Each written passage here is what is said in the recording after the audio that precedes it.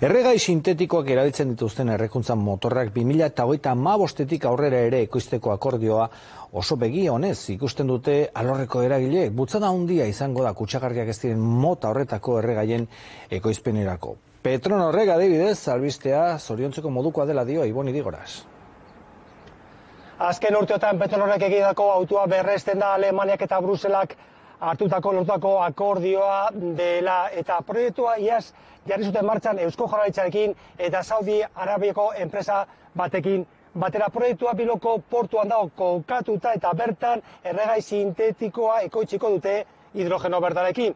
Petronorrek berak egingo duen hidrogeno berdearekin. 2025 urtean erregai sintetiko hau merkatuan izango da. Proiektua lehena da estatuan. Lortutako akordioak Euskadiko autogintzari modua ematen dio jorratzen ari den bidean jarraitzeko eta deskarbonizazioaren parte aktiboa izateko. Egin duguna postu honek baieztatu egiten digu. Lehen abantaila, aldaketa arin egin daitekela. Ez da teknologia berririk behar, egungo motorrekin erabili daitezke erregai sintetiko hauek. Oso epe laburrean gaur egun ditugun teknologia, gaur egun ditugun motoreak, gaur egun ditugun infrastrukturak eta instalazioak erabiliz, baina erregai fosilak ordezkatzen baditugu, daukagun beste egitura guztia berdin erabilia izango dugu.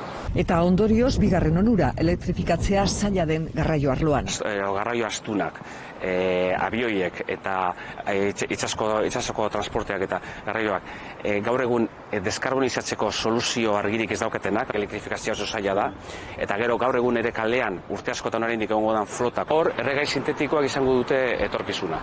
Eta energia garbia da, emisio neutrokoa, motorrek emititzen duten CO2 fabrikazioan aurrezten da, baina zein fasetan gaude? Oso aurrean, laborategitik irten da industria mailan, planta industrial demo bat egingo dugu portuan, da horregia egingo ditu egunean 8.000 litro, da kantitate nabarmena gero motoretan probatu alizateko. 2 urte barru planta hori prest egongo da.